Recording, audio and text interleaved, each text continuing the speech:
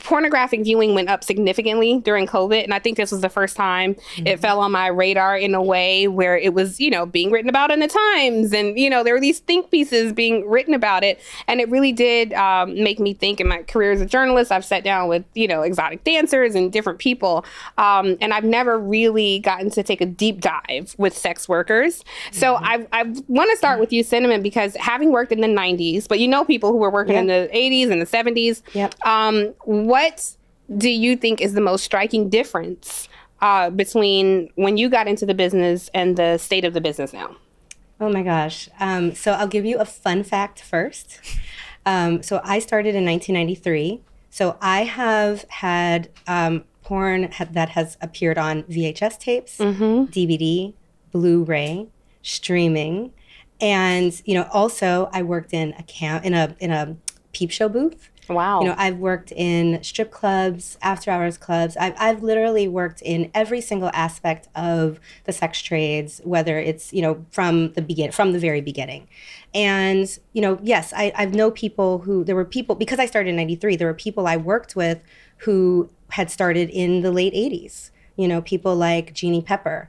There were F.M. Bradley, Julian St. Jacques, Shawn Michaels, people who were the foundation of the Black porn industry at a time when porn wasn't legal, right? And I think it's really interesting. Like, I want people to remember that porn wasn't even legal and separate from prostitution until 1988.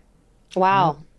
Yeah. 1988 was the first Supreme Court case that made porn legal.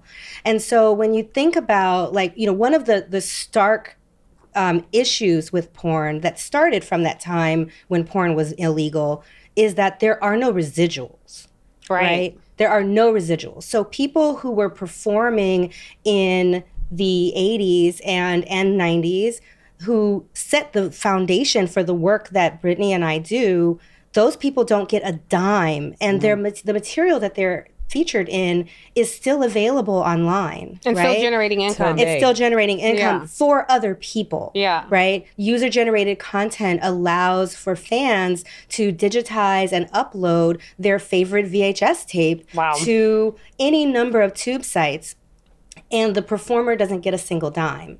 The difference today is that independent creators, adult gig workers, as I like to refer to us, have the ability to own their content, and they're able to earn, residual income that, themselves, as opposed to having to work with a studio system that doesn't give them any money.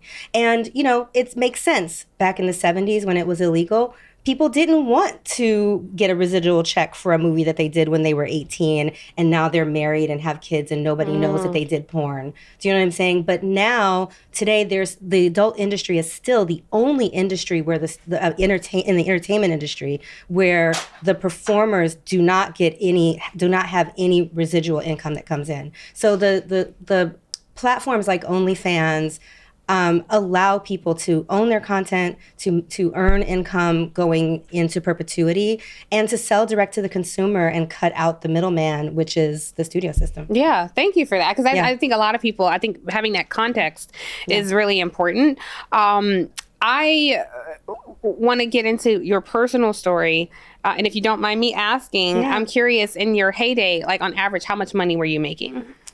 Oh my gosh. Annually, we'll say. Or you can tell me, were you paid per gig? I would say it was all pay per gig. Mm-hmm. It was pay per gig. You could earn anywhere between, between $300 and $1,500 or $2,000 per scene. So and $300? Yeah, and it's, between $300 or $1,200 or $1,500, sometimes $2,000 per scene. And it was based on the type of scene you were doing. So, and what is considered a scene? A scene is a sex act that's happening from start to finish, or or from the time someone walks into the room to the time that the ejaculation happens. That's what I was going to ask. Is it the ejaculation? I was trying to figure out how to frame it. Ejaculation is most important. Not the female one. Not the female male one, ejaculation. but the male ejaculation. So let's say he ejaculates twice. It's still one scene. They would be very happy. You're lucky if that happens. Okay. You're lucky if that happens. But it would still be considered one scene. But it's still considered one scene. Got it. So But if you are doing just an oral only scene, that's one rate that might be a lower rate scene. But if you're doing a scene with multiple partners, or if you're doing a scene that has bondage, or if you're doing a scene that has like anal play or something like that, then it's like you're being paid more money based on the act and the number of people in the scene. Yeah. Okay. And also there's a big difference between, or there was a big difference between there's a racial pay disparity also. Yes, I want to get into that. Yeah, Black women are paid lower. Black women are paid lower, just like every other industry. Or is it? Oh yeah, it is black women. Yeah, black women get paid a lot less. Black men get paid less? Black trans people get paid, and black queer men get paid less than black women. Heterosexual black men, no. They don't get paid less. Yeah, heterosexual black men also get paid less. I thought it depends on white women, that like the heterosexual black men depend on the white. We've paid that. Oh, okay. We fixed that in 2020. Good, thank Jesus. We fixed that in 2020. During lockdown, we had a big, there was, as the entire world was on fire, the adult industry was also having its Black Lives Matter moment. And so lots, with the way that, the Black sex work Twitter was in the streets. Yep. Were online. Bailing people out from, people were protesting.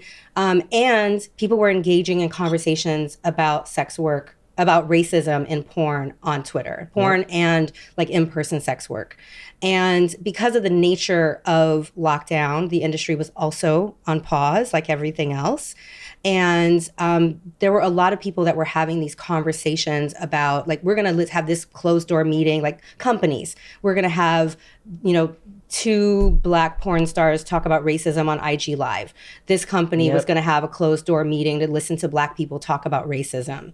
This company did this media outlet did a town hall. And so, like, I was able to pull together an intergenerational group of people, an intersectional group of people, both, Black and brown, to sit and have these conversations about racism, about what we wanted. Because for me, it's like these conversations that we were having on Twitter during lockdown were not new.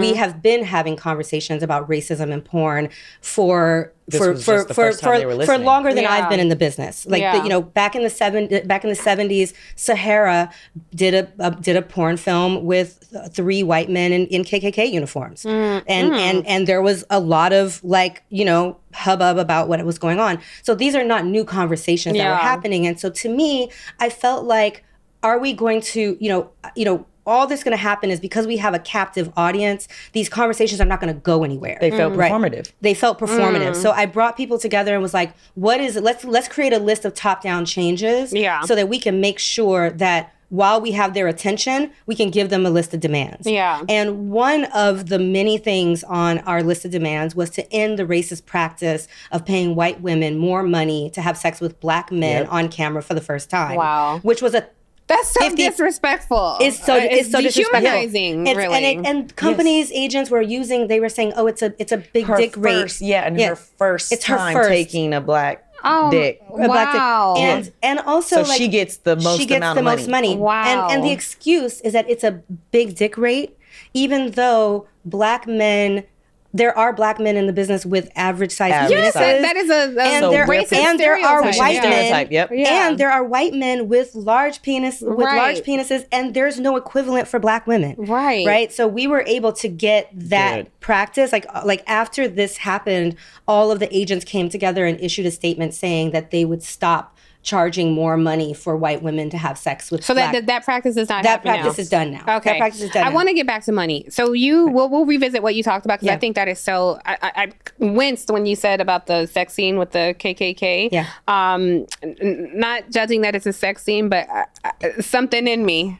Of course, the ancestors would have to reach out. We all turn at all of us have a fetish that we side eye. Believe you. It doesn't matter if you're in active sex work or not. There is a fetish or something out there you're looking at like, no, I could never. Yeah, exactly. And it's about it's like, who is that for? Like, right. And even it doesn't even have to be that. Like, we were having this conversation in the green room about someone who doing the sex scene, Black men doing sex scenes, the cop scenes, arrest with cops, like where a white woman is pulling them over. George Floyd protests. Yeah, where a white woman dresses as a cop. Wow. Yep.